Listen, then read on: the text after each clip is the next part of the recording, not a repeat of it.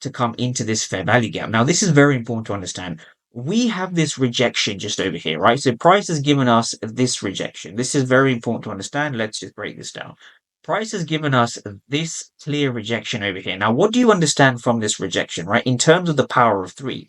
So the power of three is telling us one thing, right? We have the 10 a.m. open all the way up here, and we have come into this area. Already we are lining up for an A plus trade, right? This is an A plus trade just over here. This rejection is an important rejection.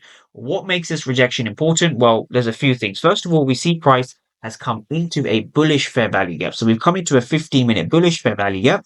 And also we are below the 10 a.m. Eastern. So we're using the power of three in context, which is the most important thing.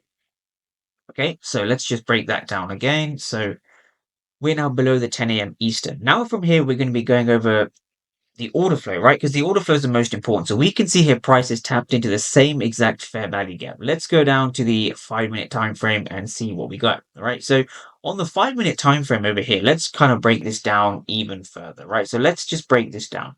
So now that we've come into this zone, I want traders to understand what is really going on inside of this zone over here, right? This zone is super important. So this rejection over here corresponds to this rejection over here. So I'm going to zoom in so everyone can see this, right? This yellow box corresponds to this candle over here. This is very important to understand. Now, I want traders to understand one thing, right? Let's go back to the candlestick chart.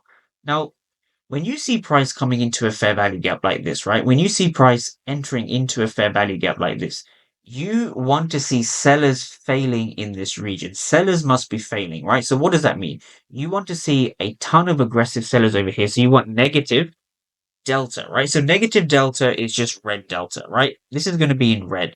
So when you see negative delta or red delta, it shows you sellers are very active at this area. Aggressive sellers are active at this area. This is what we have just over here.